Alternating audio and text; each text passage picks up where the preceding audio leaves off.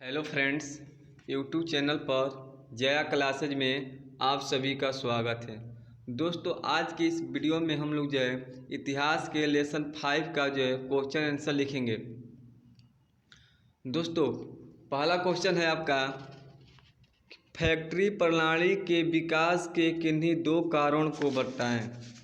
Factory प्रणाली के विकास के किन्हीं दो कारणों को बताएं। लिखिएगा दोस्तों,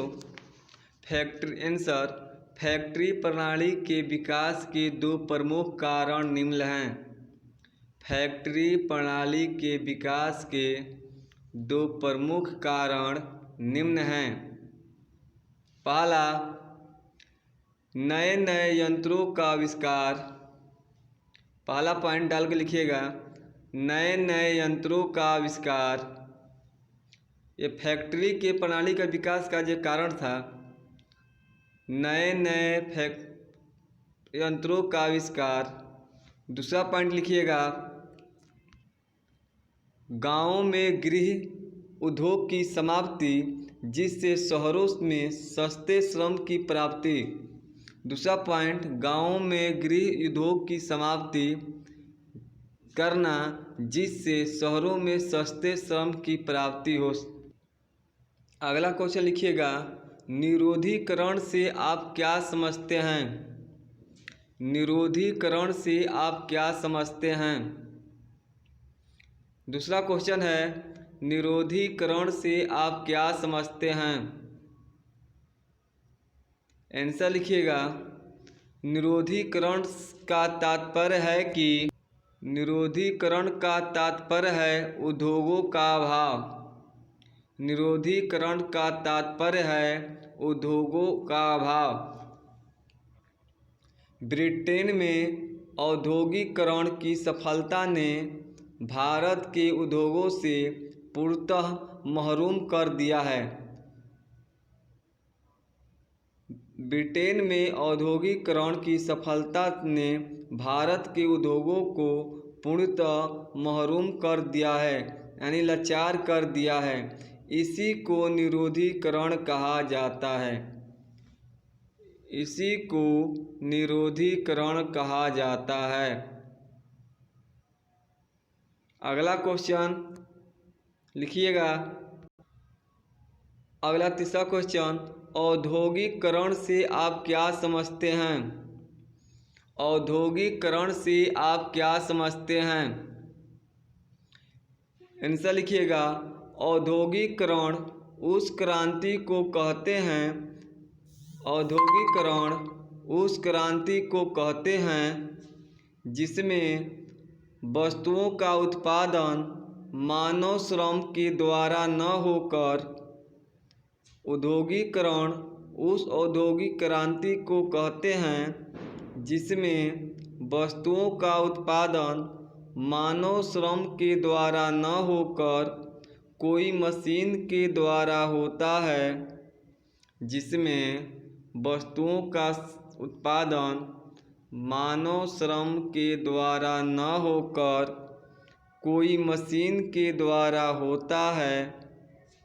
औद्योगिकरण में उत्पादन बड़े पैमाने पर होता है। औद्योगिकरण में उत्पादन बड़े पैमाने पर होता है। बड़े पैमाने पर वस्तुओं का उत्पादन होने के कारण उनकी बिक्री के लिए बाजार की आवश्यकता पड़ती है।